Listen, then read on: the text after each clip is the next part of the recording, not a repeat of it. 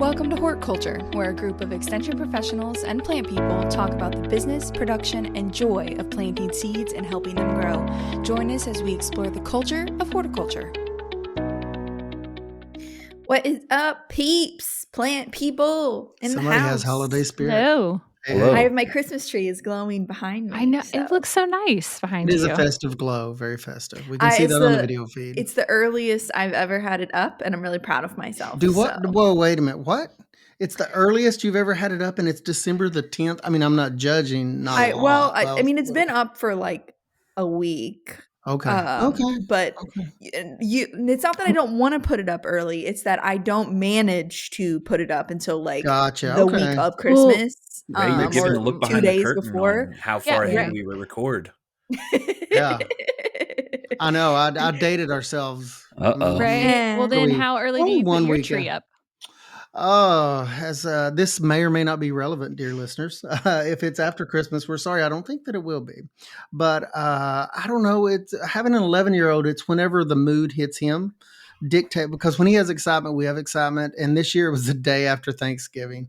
And the year before it was like December 5th or 7th, somewhere in Alexis Thanksgiving time. was late this year though. So I feel like that's what everybody said. I never noticed that. So yeah, maybe that's what it was. We always do the day after Thanksgiving. Do you? Yeah. I mean, we do it fairly. I thought we did it fairly early, but there's a couple in my office that give me a hard time because they say that, that's so early. And I'm like, 94.5 is playing Christmas music here in Central Kentucky, so it's not on really November early. 1st. They're playing day after Halloween. Yeah. Yes, welcome Mariah into our hearts and minds. Ours goes up when my children have peer pressured their dad enough to finally go out and pick up our tree, since we do like a live one you guys do every a live year. tree, so we do. We finally how does have that work up. with you can't. I mean, that'd be a little tough if you put yours up like super early, wouldn't it? If you had a live tree? I mean, just making sure keep it well watered and not like 1,000 degrees in the house, and it'll last the whole season. Yeah. So we finally have it up, and with my kiddos and their ages right now, I let them decorate. I was not OCD. I did not move things around, but I did. Like the top of our tree is all like special ornaments and breakable. And then there's kind of like a lull in the middle. And then everything on the bottom is like, if it falls off, surely it's going to be okay. Or if it gets pulled off, that's like it'll survive. Expensive party up top, cheap seats on the bottom. Right. Yeah, I get it. I remember there was a time when we had to do that for Reed when he was a little bit younger. It was like lots of ornaments, then no ornaments at all where he could reach. Mm-hmm. So yeah, I get that. Just naked for like the bottom. Yeah, pretty much. It was just or garland. Do you have a cat?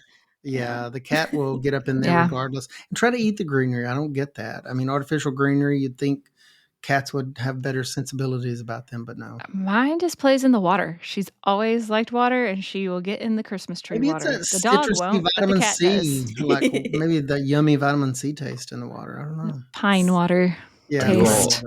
Are you all stockingers? Yes. We are. Yeah. We are a stocking family. We are. Yes, and, we usually do. We wear socks, so so hopefully you have big feet. That means big gifts. So I'm just word to the wise, Brad. So that's what I've heard that about big feet. Yeah, big feet. Do big you gifts. all have Did you grow up with like super personalized stockings, or were they like just like uniform because they looked nice or were easy to find? We were the pre-purchased. Webbed stocking. By webbed, I mean like the little red ventilated stockings that had, we were just talking about this, the fruit and nuts and the traditional like tangerines in there, Brazil nuts and things like that, which is like way far removed from we do individual stockings now as a family, and we may spend a little bit too much money on the stockings. I mean, like we go a little crazy because it's fun. I think stockings are fun around our house now, but yeah, growing up we did not. We just had like the little basic stockings, and we were just talking. Can you recap the things that you said were in the stocking?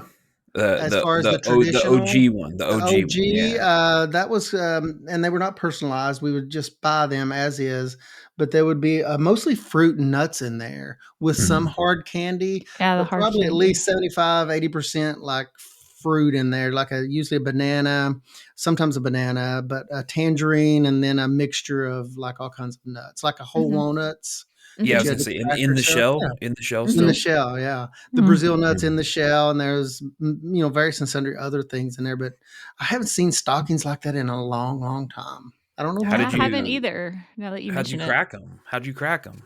Everybody had nutcrackers around the house. In fact, we had a special nut cracking bowl that had the little two Mhm. drilled holes that held the little metal nutcracker. And Yeah. then I loved, and let me tell you, that's, I could crack me some nuts back in the day. I could be fast cracking walnuts, and it was a point of pride The to crack a savant. walnut.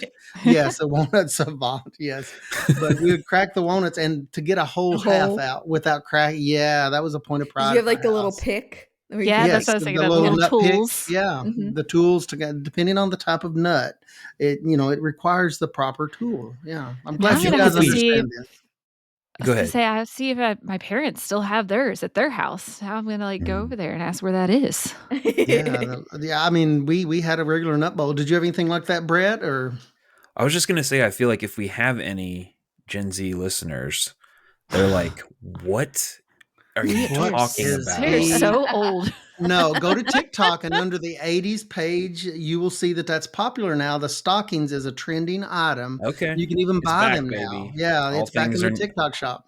All things are new again. You see. They are. Did Just Mm. give you it all do time. stockings first or last on Christmas morning? First, probably a week or so beforehand, we would, Oh. Oh. and if you went to like a little church or whatever, it wasn't unusual to get a little stocking at church. Stockings just came in all forms, really, depending on what organizations you were with, and what was going on at school. And that was the season of bake sales. I have fond memories of like Rice Krispie cakes and all shapes and sizes. But Mm. yeah, the stockings were. Yeah, they were not, like a stocking that you would feel. We usually got the pre-filled stockings, but Oh, now okay. Yeah. we do the personalized. We have them all hung by by the Chimney with Fire with care. refrigerator. care. Yeah, There. by the Yep. Yeah. chimney. Oh. It's the electric fireplace with care is exactly what it is. We don't have a real fireplace now. I'm kind of sad about that, but and we just refreshed the stockings this year. My wife finally found some hand knitted ones that are Cool. personalized, and she's very specific about her stockings. They have to meet a certain aesthetic. Okay, Mhm. yeah. Ah. So she loves the stockings too, and even our pets have a stocking at our house. We're pretty Mhm. serious about it. So Well, I'll be the wild card. So we actually did stockings for St. Nicholas Day, which is mm, December 6th. Hmm. Oh. Interesting. So fully separate, but we did there would always be a tangerine in the toe of the oh, stocking, and then Uh-huh. some nice. like small toys and candy, and but yeah, Peppermint we always sticks, did yeah. it Is that a early. family tradition, Brad, or where did that come It from? St. was, Nicholas Day. yeah. Yeah. So I grew up Catholic, Hmm. a lot of saint worship going on in the Catholic Church. Yeah. And so the it was always, I think it was a way for all of us, including my parents and aunts, and to like stretch out the holiday fun a little bit more Yeah. across Yeah. a wider range of time. And were these were not pre-made? These were filled individually, kind of They thing, were, Brett. yeah, they were retained each year. The stocking would be collected and put away in storage, and then brought out and refilled with some, mixture of items. And it would be, I mean, obviously it was really nice and put together. It wouldn't be like anything super expensive in there. So Mhm. it would be like little games, those games where you move around the puzzle pieces to try to, Mhm. Mhm. Yeah. or maybe like a paper airplane kit or something like that, or Yeah. one of those wooden Yeah. airplane kits or something like that. But and then candy, and there would be some in shell nuts in there as well. It's funny how those traditions kind of filter through and get Mhm. disseminated in different ways. But yeah, I guess the tangerine was like probably from an era where that was like the one time of year Mm. that citrus was available in. I'm guessing these traditions probably came from either started in the US or came from Europe, that it was like this kind of special, wow, citrus. This is Mhm. crazy. Yeah. Back before we took for It was a granted like the modern day splurge. shipping. Yep. Yeah. Mhm. I could see that, where it'd be kinda cool, but yeah, that's kind of a Mm. cool tradition, the in-the-hole nuts, I mean, I hadn't thought about that in years, but, yeah, that used to be much more commonplace, and almost every aunt and uncle we would visit during the Christmas season would have one of Mhm. those nutcracker bowl things Well, out. you need to see if cracking walnuts is like riding a bike. See if it just comes right back to you, I or mean, I would be a little sad now if I couldn't take 2 walnuts in my hand and squeeze them at just the right amount of pressure and crack and get whole halves out of oh there. my I mean, I gosh, used to be able to do He that, Wow. as a doesn't kid, need the and tool. yeah, His now hand. I would need a little assistance now, I'm afraid, and it would hurt me a little bit if that was the case. But yeah, Brett, wow. I do need to see if it's a skill that my hand has remembered, so Have you guys ever seen me tear an apple in half? mm, No. No, I've no. Okay, not. well you can do it. Okay. It can be done. Just FYI, I have to wanna get one. see So he this. says. So he says. I will bring an apple with me the next time This'll I be the see you in podcast person. that we do add video Perfect. to the audio will be Yeah, maybe Brett. next week we get this for the social media. Yes, this will You be guys the have any? You social guys feed. have any feats of strength or will that you guys perform at all? Feats of strength or will. Are we talking about No pressure. Festivus now? Just No going I through pressure. that? mean, you know. The Festivus for the rest of us. Yep. Mm. That's such a good one, a Yeah, Festivus for the rest of us. Brett Maybe did we not Yeah, should throw a that's do good. softball with that an one. episode in the future of like the Festivus of plant Of world, airing our grievances airing towards our certain grievances with plants. horticulture. This special Krampus episode brought to you by Well, today we are talking about something indoors since it is cold for a good portion of the US. It certainly is for us, but we're talking about dish gardens and terrariums. And yes, they are different despite the fact that people will use them interchangeably. Very So, much so. Yeah. yeah, Yeah. we've seen that a lot, but they are technically different. Jessica, would you like to explain a dish garden? Sure. There's lots of confusion that comes along with these, as Alexis has already mentioned, because I know Ray and I have experienced this over the years at the Kentucky State Fair, Yes, where it's dish always the gardens is fair. a huge category. There are Yes, probably very close popular. over 50 or more that are Mhm. entered. But a dish garden is where you're growing most likely plants that are going to stay inside a lot of times when we think about them. But they're going to be planted in a shallow dish that does not have a drainage hole or a lid. Is that correct? Yes. I'm not real strict on the drainage hole, even though traditionally, I think years and years ago that used to actually be somewheres in there. But now I'm not as strict about the drainage hole because it's common for dish gardens to have those, which is fine because the plants may actually stand a better chance if you overwater just a Yes, little they'll bit. have a better chance of survival Yeah, with a drainage hole. and I think Jessica, have you relaxed your policies on drainage holes? Have I? Yeah. Well, yes, those are the state fair rules, right? Okay. Drainage hole and it does not comply. Is that what you're saying? Is If it it's has one? not at the for the state fair wise, they Mm. say that is, like, not a dish garden if it has Oof. one yeah, for the 4-H, like, rules, but I yeah, think sometimes we go either way for it, right? Depending on if it's, like, a really nice dish garden with healthy plants and everything else is, like, 100% in that little dish garden, we can, overlook that, and that's probably it's why they're interesting. healthy because 'cause I they're was not looking drowning. Yeah, that's probably why, and I was looking up some information just to kind of brush up because to get it straight in my mind. I know we look at a bunch of those every year, but the first thing that comes up when I was doing the search was like county fair rules and then state fair rules differentiating a dish garden, exactly what Jessica's telling you, differentiating a dish garden with a terrarium because the Mhm. two, I guess, Jessica, they're not the same, are they? No, they're not, and that terrarium, that's what we think of, like, when you see those containers with the lids on them, and so those are gonna be a more moist, humid, environment, a little microclimate that you're having inside those containers, versus we see more, I would say, like arid plants, Mhm. right? In those dish gardens, you're gonna have like more of your ferns and things in those terrarium settings. So think dish garden is open environment Hmm. and terrarium is closed environment. So in Are both of theory, those mhm. fair, like state fair categories? Like, Yes. is that Yeah. kind of Yes. what we're basing this on? Is And they're both of them are differentiated. Mhm. Yeah. They're two Yeah. different categories. When you go to the fair, you'll be able to see one or the other. And Right, and Hmm. sometimes they accidentally get entered in, Myth, they dish get gardens mixed up. get entered in terrariums and vice versa. So we always try to, uh, place them in the correct category to the best that we can, right, depending on their vessel they are brought in. Yeah, if you don't think a lot about it, it's easy to exchange one concept for the other because people are thinking a container with Mhm. smaller type Mhm. plants, even though a terrarium can have larger plants that you just prune more often. Mhm. But and I hear the terms a lot of times with youth projects used interchangeably.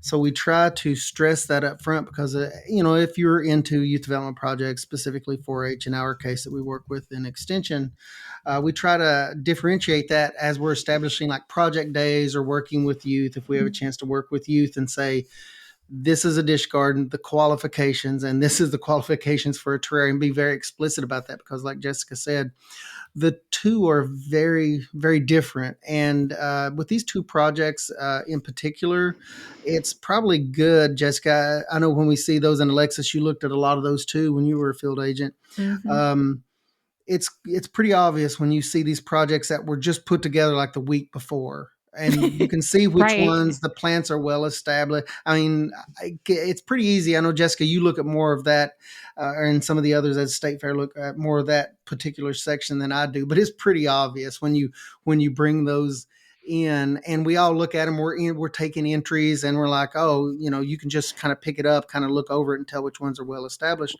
My point Yeah. here being, start well in advance and give your plants in the dish garden or terrarium time to get established, and you'll have a much better display if you're into displaying and going into Mhm. things like 4-H contests with these things.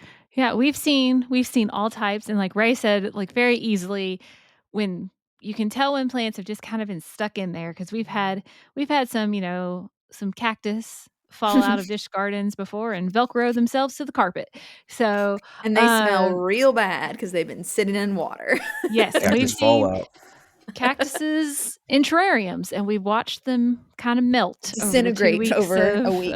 of fair. So, um And we do both, and depending on, I mean, not, and we shouldn't like to lean too heavily on contest, but just speaking in real general terms, like if you're just, at home and you're interested in dish gardens and terrariums, I don't know. I don't have as much experience with terrariums for one reason. I don't have a lot of patience sometimes.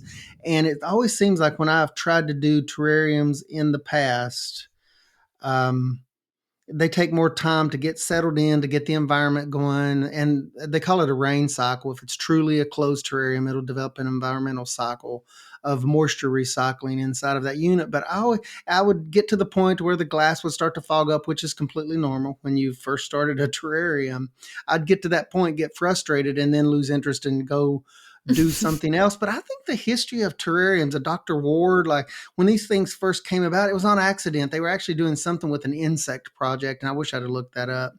But Hmm. this person that came up with the concept of a closed plant system, a terrarium, was actually some kind of moth project. But there was a fern that had germinated, and he'd tried to grow these ferns for years, and they did fantastic in this closed system. And that's sort of the story of how terrariums got started, because it was a human environment. It was in England, I think, and this person was observing some insect life cycles, and here comes these beautiful plants he's been trying to grow in this totally closed system that started to grow and do well. And that's sort of how they got started. But to me, terrariums take a little bit more patience, a little bit more care for plant selection, especially if you're not using like a wide open container, because I've seen terrariums, you guys, I mean, chime in here, but in all sorts of containers. And it amazes me, some of these large containers with tiny openings. I mean, how Mhm. does that even, I mean, it's amazing to me. I'm going to have to watch some It videos of almost that. makes you think of, like, the pirate ship in the bottle, like, kinda Mhm. thing, Yes, like, when you think, like, yes. about how they build that with some of those, like, you're describing, like, how did they, you know, with their little chopstick tools, how did they Yeah. get those plants I, in there, right, Uh-huh. and planted yeah. perfectly And and then maintain it and they have to have specialized tools, and I've seen like wire loop tools at large like nursery supply houses and stuff, the bigger ones, and I'm like, what is that? And I got to looking, it was terrarium plant placement wire loop tools. I'm like, Mhm. wow. But it's for gently, putting plants into place in these large clear containers, which it needs to be a clear container. That's pretty obvious. Let sunlight in. But these large containers with tiny openings, that's just one of the, I guess, points of pride for people that love to work with terrariums. Is They're specialized tools. So it does take a little bit more patience, I think. And of course, dish gardens and terrariums take careful choice of plants and soil medium and all the stuff we're going to talk about. So I've had terrariums. I've not done dish gardens. what kind of terrarium, like what kind of container? I'm really super interested, like in all the containers people use. Yeah, I've done a couple different ones. The one I had that lived the longest, and it would still be alive, but I got annoyed with it, and I had one plant species that took over. But I had it for several years, and it was in an old aquarium that had like a fully glass Oh like yeah. lid top that I could put on it, Mm-hmm. uh, and it was probably one of the more successful ones as far as long term. And I think one of the biggest things I found making terrariums, used to do them a lot with the horticulture club at UK. So when I was in that in undergrad, we would make terrariums. And one of the things I learned was I think a lot of people just want to put any old, usually they're tropical plants in a terrarium, and they're tropical because you're basically recreating like a jungle type environment in there with the humidity, and it's indoor, it's kept warm. So they want to put any old plant in there, but actually, the most successful terrariums are usually ones, and the smaller ones, let's put it that way, like something, a milk jug or smaller. Uh, the most successful plants are actually like mini plants. They're dwarf. So they might Yeah. still be a nice ivy or a fern, but they are a dwarf of that. And so, and Mm-hmm. that keeps things from going rampant and taking over your Mhm. terrarium, which is what, I've had that trouble too, Alexis, where, yeah. and to come to find out, people have, if they're using a plant like a English ivy, I'm like, how in the world do you have like that dwarf, St. Francis English ivy in a Mhm. terrarium? We'll come to find out they're actually working it a lot and pruning it almost with bonsai Mhm. type principles. And they're just Mhm. constantly clipping back. I mean, it's amazing to me that it's that amount of work went into it. But now Mhm. your terrarium, did you water that very often? The one you No, I said think was I probably successful? watered it like because there was some, cracks around the, it wasn't a complete seal, even though it had a Mhm. lid. So it did, air out eventually. But I probably watered it maybe 4 times a year. So really, really rare that I went in there and did that.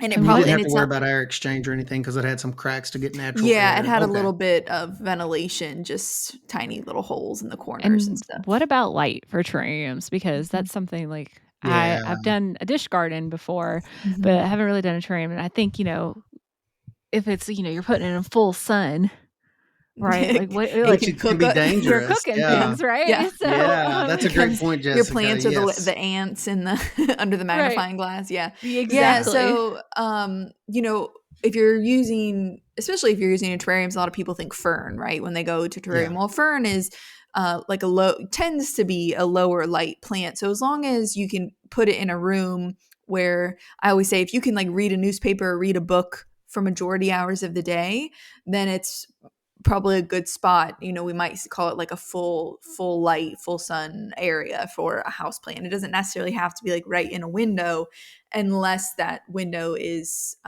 maybe north facing or something like that, where it's not getting a ton of light exposure.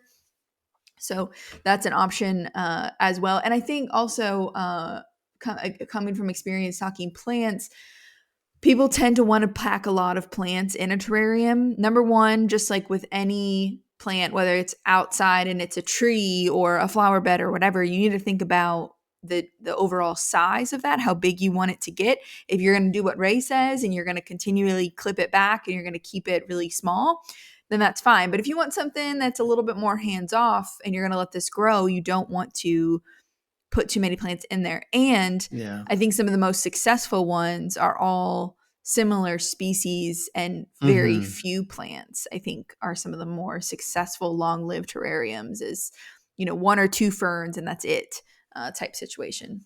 Yeah, yeah, I think my very first terrarium, I actually used a native plant. It's what we call the common name is Indian strawberry, but it was one of those that someone at school said, "Oh yeah, you can use that. It works well in terrariums," and it did work well. It was a medium to low light plant. And they stressed, which what you guys are saying makes perfect sense now. I'd never thought about it that way, but if you put like a glass, fish tank in front of a strong light, direct light source, it's going to just fry everything. But I've noticed on all of my terrarium plant list, and there's some excellent guides out there in extension, and we'll post some of those resources in the show notes. But all of the ones that are suitable for terrariums, I've noticed over the years, they're all low to medium light plants. Mm-hmm. There's no plants that take like a lot of light that's recommended for both terrariums that I've seen and dish gardens. The plants that take a lot of direct sunlight are the ones reserved for dish gardens. That's a good point. Yeah, right. That's exactly what I was just thinking. I was like, it's completely opposite then when you look at dish gardens, because that's going to be a lot of the succulents that you see. And everybody, like for a while, I don't know if it's still a thing, but like Pinterest and everything would be like, place your succulents like in your bathroom, place them like in the middle of your No. house. And those things need a lot of light. Like think about like where they grow naturally, like where they're happy at.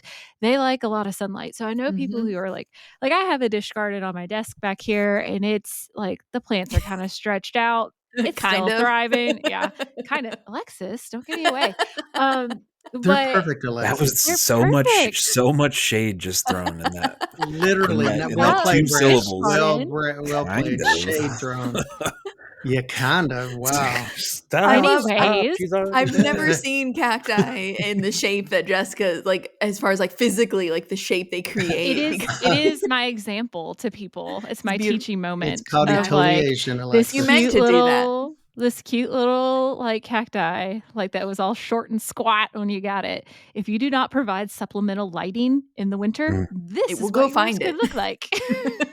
I found it hard It to will grow those. I mean, without like a grow light. Now I have some under right. small grow lights because Mhm. they want to stretch so much. Like the echeverias and all that, they want to like the bottom leaves naturally drop off, and then they get leggy or they stretch. The cactus stretch it, but now it's grow lights for that 12-hour cycle, and they do. It's amazing how they've responded, and because I was like you.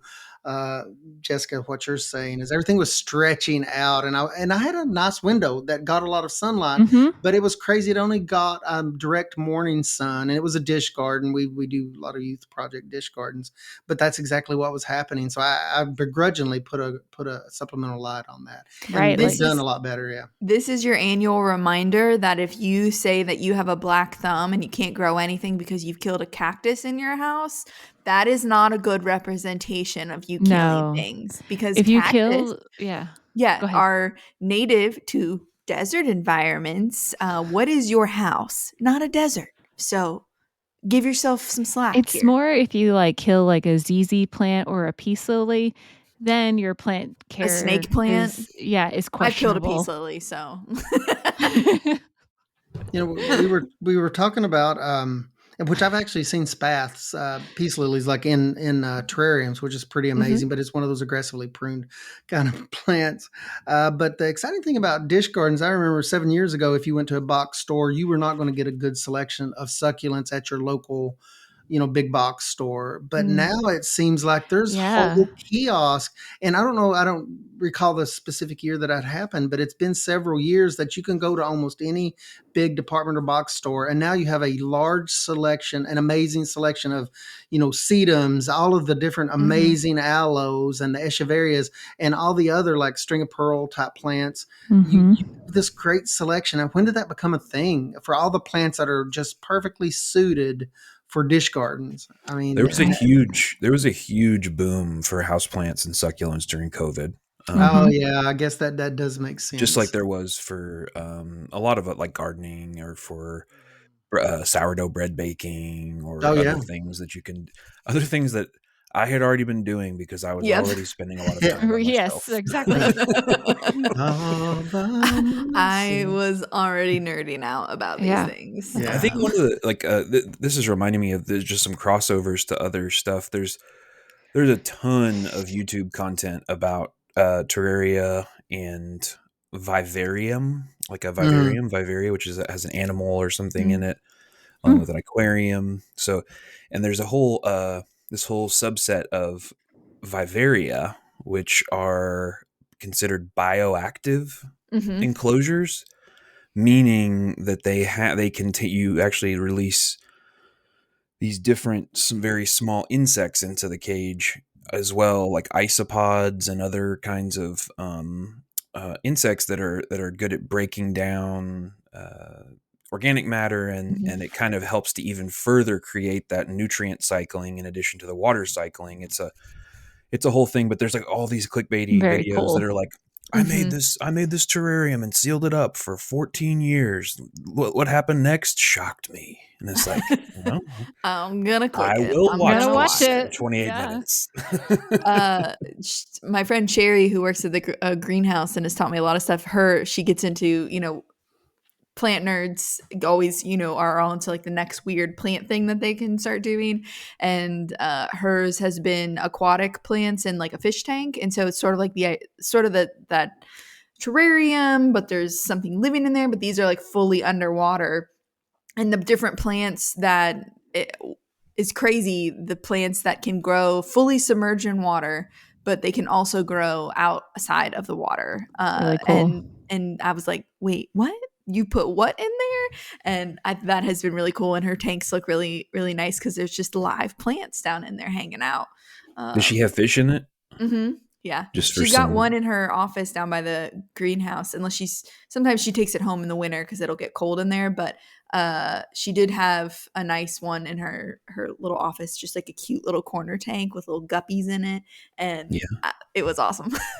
But she's like the opposite of, she's like just has the fish in there to feed the plants. Yeah, She's like, she's you the guys can plant stay person. here, Yeah, she's like, oh, I guess I just need as to add long some as you fish. keep. Yeah, that's pretty That's cool. My exactly right. uncle owned a independent pet store that I worked at in most of high school, and we had a bunch of fish and reptiles and stuff. And so yeah, we had sold a lot of live plants, and it's like a whole Mm-hmm. separate thing from having fish, a whole separate thing from having our more terrestrial plants. It's pretty cool.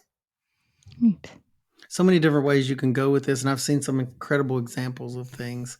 And like you were saying, Alexis, I mean, they take a lot of different forms, and it's amazing how adaptable some plants are. And some of these plants that we're talking about today can be used, we kind of already alluded to it, for dish gardens and terrariums. But I mean, it's amazing some of the scenarios. I've seen terrariums that you'll see them like at a state fair or something, or as you're traveling around, you notice things that there'll be a label on there, a closed system for the last 25 years. And Mm-hmm. there's this ecological system in a jar, some big, glass container typically, that just hasn't been opened up. It's been corked up and no air exchange, and that's amazing to me. Well, I Pretty want to cool. come back to that, but I have just a quick kind of nuts and bolts question. So, as far as the types of plants that you would Mhm. select to go into a terrarium versus a dish garden, you Yeah, kind of have Jessica's just summarized it as, yeah. moist tropicals Mhm. versus Mhm. arid plants. Mm-hmm. You have a short list of like names in case someone's looking to get started? Like, here's a couple that you might look at, or things that we've This typically included in the dish gardens that we do. I'm a boring woodland theme guy. I know you can do a desert theme in a terrarium. I've seen those and they're pretty interesting. I love moss and ferns. That's my two tops. Is and some kind of like driftwood kind of thing in there. But I love the wood, anything that looks, woodland themed to me. That's like my two tops is moss and ferns. Do you guys have anything else you work with, Alexis, Jessica? I really like little small leaf begonias in Oh a yeah. Cute. terrarium, and there's just because there's a lot of. Remember how I said some of the most successful terrariums have very few species in there. You can get a lot of different begonias that all like the same thing, but all look really different, and so I think that's like if you can pull something like that off, it can really boost your chances of success. And so I like the small leaf begonias. African violets do well in Yeah. terrariums if you're having trouble. For the longest time, I couldn't grow African violets. So I finally have one now that seems to like me. I bought it when I had a bad day several years ago, and I was like, I'm gonna buy a plant. And 'Cause that's what you do. Duh. That's what you do Yeah. when you have a bad You have a day. bad day. If I text Jessica and say, I just bought a plant, she goes, are you okay? Do you need to talk about it? What's going on? And I'm like, no, I just bought a plant about it. But so African violets do really well in there. But yeah, or like little English ivies. And that one is going to be the one that's important to make sure you're getting a true dwarf, because it will Yeah. take over your terrarium very I've quickly. seen some oxalis that's really good, but it's the Mm-hmm. dwarfing type of Mm-hmm. oxalis and beautiful. And it had been in a terrarium for many years. And what is it? Nerve plant? I forget the scientific name, but like the nerve plants and the oxalis, I've seen both of Mm. those in terrariums before. Selaginella is there's a kind called resurrection plant I think a lot of Oh people yeah. have heard of, but Hmm. Selaginella is one that you can pretty much only grow in a terrarium, and so that one can be cool. And not all of them are quote unquote the resurrection plant. Most of them stay green, but they're real soft, real pretty looking. So highly recommend that one if you're going to have a terrarium, because it's pretty much the only way you can have it. There's one with the Um, common name aluminum plant, and I see it in a lot Mm-hmm. of terrariums, but I don't see it much outside of terrariums. Mm-hmm. I'm glad Brett brought up like the nuts and bolts of things, because I think a big question we get about dish gardens versus terrariums too is like the soil, right? Like Oh, yeah. what do you put in them? Good point. So with more experience with dish gardens, usually recommending like a soilless media. Hopefully, like you're getting like a sandy, like the cactus one, because like we said, you can grow all sorts of other plants in as a dish garden as well. But most of the time, we're seeing, and like Ray mentioned, like the box stores carrying all the different kinds of succulents now, or they are already like pre-selling dish gardens put together. Yeah. But having like a sandy, really well drained soil A lot is of what you're times putting in that'll be there. sold, won't it, Jessica? Like I noticed that there was actually smaller bags, like 3 pound Yeah, bags. yeah, you can get It's small bags of it. called succulent and cactus soil. I think it Yeah, was how it was labeled. yeah, I don't know the brand or anything, but I thought that was interesting. Like you're saying, it was just available. I was yeah. really surprised. And then I don't know, Alexis, you might be able to elaborate more on terrariums, because there's a lot of like, do you put in charcoal, right? Mm. Like you see that advertised, or does it depend like more on the plant, since this is just going to be in a closed environment? Yeah, I've done both with the charcoal versus not, and not really seen much of a difference. I think the traditionalists do not use charcoal. They just make sure that they have well draining media and they water appropriately. So that's really the biggest thing. Charcoal is almost like to hedge your bets in case you mess up, and that's just to absorb any smells. Primarily is what it's for, but it does kind of create a little bit of a drainage layer as well. So I don't think it's 100% necessary, but if it's something like you already had, it's fine to put in as well. And you're just wanting to use just like a normal potting soil for something like that, whatever you would use for a Something house high in plant. organic matter kind of thing for Yeah, terrariums. yeah, Yeah. like a soil-less media. So the biggest thing is like don't go outside and grab soil from your backyard and put it, because that environment is not the same, and that soil will not function the same in your terrarium as it does in your in your backyard. So soilless media. One thing that I have been doing even with some of my house plants, but like my succulents, if you can't find a cactus media, and I don't always love a cactus media, some of those 3 pound bags, sometimes they're too barky. Like they just have these big chunks of bark in them, which Mhm. it's like, again, if you're dealing with a lot of these succulents are native to sandy areas. So why do we have pieces of bark in our cactus media? And Mhm. so I prefer a lot of the time to, if I you can have the sand, but adding more perlite, which is that white substance in your soilless media. Like if you get potting soil, the little white crunchy thing, and I'll add a lot more perlite to just regular potting soil, and that creates those air pockets and that good drainage that we like. That's just an option to throw out there if you're having issues with like root rot or something.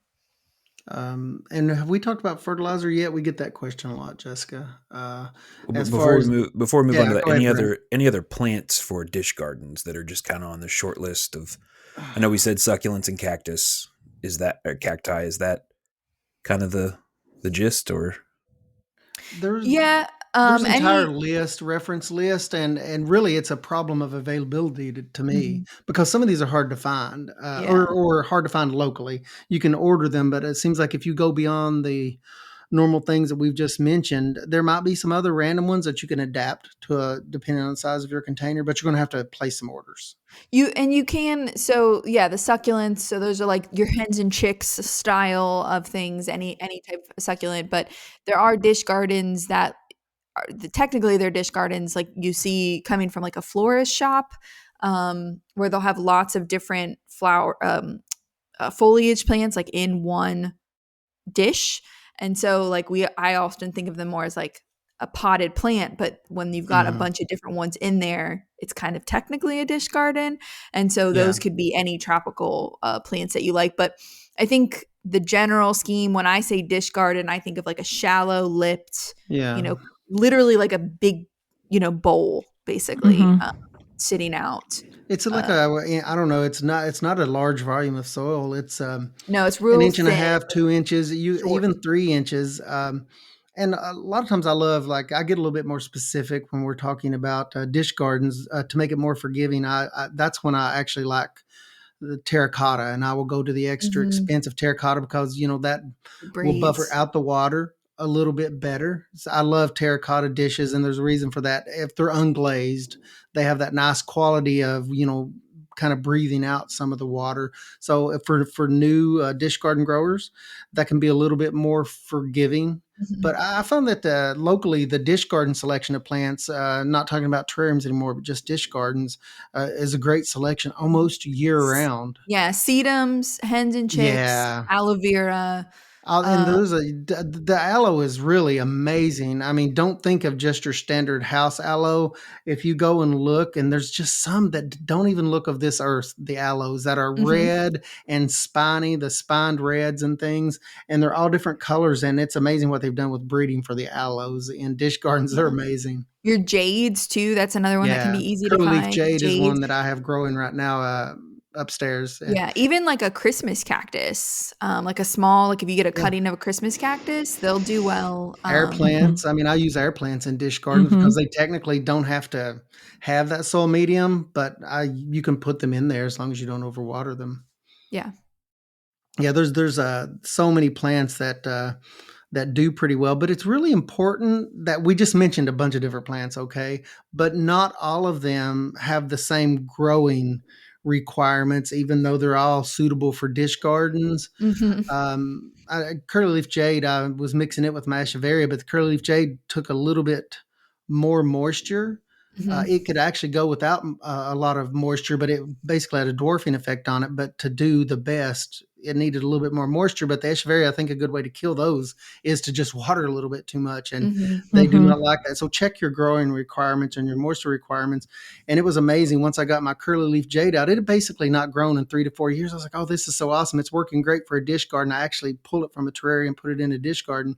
But once I pulled it out and I could treat it by itself the way that it needed, it's just tripled in size in 1 year. And it's amazing because It's it was not happy. doing, yeah, it was happy. So, I guess the moral of that story is pay attention to the different requirements, of what these things need, because not all succulents, even though that's the most popular, grouping of plants for dish Mhm. gardens, not all of them have the exact same growing requirements. So make sure to pay attention to that. Did you want to talk about fertilizer? Because I have a final question after that. Fertilizer is, basically, the moral of that story is not much, even for dish gardens, which takes more fertilizer than a terrarium. Terrariums take little to no fertilizer, from my experience. Either that, or I've just not been successful and You had want things to terrariums stay long enough. small, so Yeah, You're not and if encouraging growth there. Yeah. it's for dish gardens, it's like, for me, I've found a good formula of what, unless I'm using a succulent, pre-made fertilizer, and I don't always buy that. I do just a off-the-shelf indoor plant fertilizer at about half strength, maybe once a year when active growth typically takes place during longer days. That is, and I've had good luck with that. And that's, meaning I don't fertilize much at all. Uh, yeah. Not typically. Mhm. And the rule of thumb is, if you do have a dish garden that takes more water, the more you water, the more that's going to wash out the salts and fertilizer in the soil. So adjust your fertilizer schedule accordingly. But overall, they take a lot less, fertilizer than typical houseplants because like Alexa said, you want them to stay small. And now that I have fertilized twice a year my little jade plant, and it is going to be a big jade plant someday. So, but And I yeah. think sometimes people, just because of the nature of gardening, and like we're trying to encourage people to take a soil test and then fertilize according to that. And in general, you know, plants aren't going to die if you don't fertilize them, especially in this kind of context. And so, like, if people are worried, oh, if I don't like they think that fertilizer is a thing that plants has to have in order to survive. You'd be pretty surprised. I mean, you'd be pretty surprised how little nutrient is available in the desert. Yeah. And these things grow slowly. Sometimes we have a patience issue with things growing faster. But yeah, I think that's a really great way of describing it. Well, to reprise my role of the person who asks people, the how-to people, why questions instead of just how questions. Why is it that you think these things are so have such staying power? Why do you think it is that people do that? Because it's, I mean, to be the unimaginative grumpy uncle, they don't serve any purpose. They don't do anything. You can't eat it. You can't live in it. You can't blah blah blah blah. But like, why is it that you think these things? What is it about them that attracts you, or you think it attracts people, or what are you teaching kids with it? What's the deal? I like tiny things. I like tiny little. Well, I think it started with me with micro machines, Brett, when I was younger. Little tiny Matchbox style cars, but I thought this is so cool. And I asked Reed the same thing, and one of the things on his wish list last year for Christmas was a tiny Zen garden about the size of a dish garden. He's got a tiny rake that he rakes his patterns in it every week. But and I said, well, why do you enjoy that so much? He says, I don't know. I just like small things, but I like the joy of having the joy and versatility of having a little tiny plant garden next to me, growing. I think it's just one of those bringing one of the four elements in, bringing some right, of the that's what I was elements gonna in. say. I was just like the joy of growing something, having something green inside. I mean, you can say that about just houseplants in general too, but, and I think, we've talked a lot about, like, especially dish gardens, the accessibility to them now, like, where you can Yeah. just, like, buy them already pre-made, ready to go, and then you hope you keep them Feeding. alive, right? Um, but I think there's, the joy and, like, kinda like, is it fashionable, right? Is that, like, kinda trendy, like, kinda thing why people, like, love them so much?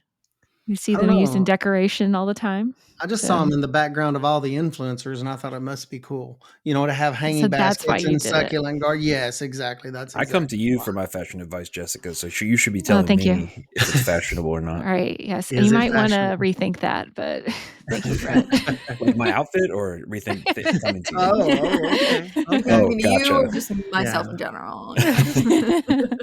Dish gardens are fun. I don't know why. That's a great question, Brett. And anytime we have a class on dish garden, it tends to be pretty popular. I don't exactly know, but I when I think do because a it's an dish art it's garden, an art yeah, form. Like, oh, it's a yeah, design yeah, factor. I So, could see like, that. it's living plants, so different from floral design, which are cuts.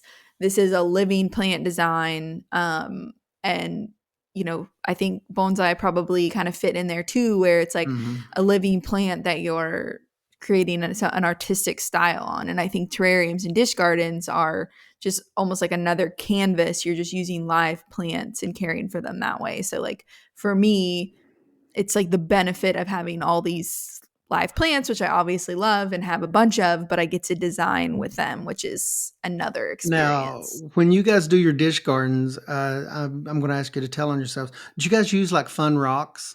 Because Duh. I've never What had a kind of dish question is garden where you that? can see any soil. You see little dried fern that I put everywhere. Sometimes some little, petrified or like dried wood, Yeah. but mostly just fun aquarium gravel across the top that I've Yeah. done an underlayment under, and then some fun larger rock. It's all about the rocks for me with terrariums. I'm Or going to admit it. or Little the little dinosaurs. tiny dinosaurs. Yeah. Yeah. Yes. Yeah. Now, We're I think thinking the same thing. now we're getting to it, Brett. It's really the accessories that we're after. Okay. And when I see those entries at the state fair, I'm always amazed, like at some of the themes that I see that are just so creative. Yes, the plants are wonderful, but it's those accessories they put Yes. in there. Yeah. Yeah. Fun stuff. We have to share a fun one. Ray was there with it for it. this year with Hope I me. didn't do anything No, embarrassing. I cannot remember the county, and I wouldn't share it anyways. But we had a dish garden come in. Was it a dish garden terrarium? And we were all like, "Oh my gosh, that is the most beautiful dish garden I've ever seen. Oh Those my On the gosh. plants look skull? amazing." And there was like different, yeah, it was like a The desert, and theming and, was and amazing, yeah. Ray took it. Like Ray had it in his hands, and we're like, "Wow!" And then we just looked closer, and we're like, "Are those real plants?" And then No, Ray no, they reached in there weren't. and was like, "This is Nope. fishing line on this cactus." And they Yeah. were completely all fake plants Yeah, that were not entered, and real. that's why it looked so pristine. And But it was a very from a nice display, distance, though. From an Mhm. artistic perspective, yes, people, it was an A plus. they hit all the From a elements from the artistic biological wise. perspective, it was not an A Yeah. plus. From a It was distance, we were like, "That is best in show." And then when you got closer, I'm this glad not is we so didn't get much. yeah, real. Well, yeah. I have two theories for why I think these types of things What do capture you the have? imagination or are popular or whatever. I think one of them is, and it makes me wonder how many of these things are started in like the winter Mm. because you're just clamoring to grow something and you can grow these inside and it's, gives you something to kind of, I think it allows you to basically in places where there is a winter season to grow year round or take care of things year round, kind of like what Jessica was saying earlier. Mhm. My other theory, based on what you all are saying, and based on Ray's love of small things, All is that the it small things. allows us to to play in a way that is foreign to like a lot of adult life, where Mhm. it's you're adding fun dinosaurs and you're doing these things and it's small and it's almost like that distance from A little productivity. Tamagotchi. I was Yeah, thinking Tamagotchi, yeah. Scale and yeah, that Brett, there's distance from something there. productivity, the fact that it's not really in any way Mhm, practical is actually what makes it Mhm. so powerful. Is that because there's mhm. no pressure, there's And it's no a system, isn't it? I mean, if you're successful and get all that put together, like Brett's saying, it's kind of like this living system kind of thing, and it's so cool. yeah. And it's not like it's growing lemons, Alexis, or something tasty or It could. productive. But yeah, that's not the point of it, is it? Typically, it's not the point. Yeah. It's Yeah. this is making me talking with you all is making me realize that I am a different type of plant person from all of you. Oh. Uh, He's like, Okay. What, we're gonna need to how unpack that so? a little bit on the next. Yeah. I have very very little interest in any in like tropical plants or Mm. Ugh. arid, cactus or it's not like if it's a plant I love it or it intrigues me in the way that seemingly for you all it does. And You don't buy that, plants when you get sad? that's totally great. I'm a little jealous, to It's not how I have got a that. new lemon tree. Yeah. Yeah. Are you more about the local plants to your zip code, Brett, kind of person, Not or what? necessarily. No, it's not Oh, like a fixation on native. mm. I think I'm like a hardiness guy more so than a Ooh, yeah, native versus I Mm. appreciate non-native. some hardiness too. Mhm. Yeah, but But anyway, there's a lot to be said about plants that, yeah, go through the seasons and do it in such a way. Sometimes it's known, and sometimes it's a mystery. So, but maybe I need to try a little dish garden, give it a try, see if it hooks me. But I'm hoping some people out there who have their cabin fever start a dish garden or a terrarium in with the inspiration they've gathered from this episode. Yeah, yeah, and check out the show notes for some additional information, just plant lists, things like that. What to look for, the full checklists that can be super helpful if you've never done one before. Um, or if you just saw like a really cool piece of glass at one of the stores and you're like, that would be cool to put plants in. Do it. You can. I promise you can do it. It's fun and you can put tiny dinosaurs in it. And if that's not a win in life, I don't know what is. So you can find us on social media, on Instagram, specifically at Hort Culture Pod. You can also shoot us an email if you've got any questions, and we've had some come in lately with some great ideas for future episodes. So we'll be working those in when as the season makes sense for us to start talking about that. And so feel free to ask any questions or give us a shout out. You can leave us a review, and that helps other people find us. It makes the algorithm happy, and tell us about what do you like to put in your dish garden or terrarium? Is it tiny dinosaurs? Are you more into, NASCAR's cars or something? I don't know. Whatever you're into, we're not going to judge you for it. As long as you have the appropriate plants paired together, we will judge you for that. And if you have questions, you know how to contact us. Yeah, But we think if you have a leggy cactus, we're going to judge you for that too. Yeah, apparently. That's gonna be the picture no, for you just this say use episode. it for demonstration purposes, and then everything is fine. Education is key here, people. That's what we're about. So That's right. We learn well, we more hope from our mistakes. Yeah. learn from our mistakes. Yeah, learn from our mistakes so that you don't make them. That's our job. Well, we're glad to have you all here with us today, and we hope that as we grow this podcast, you will grow with us, and that you'll join us next time. Have a great one.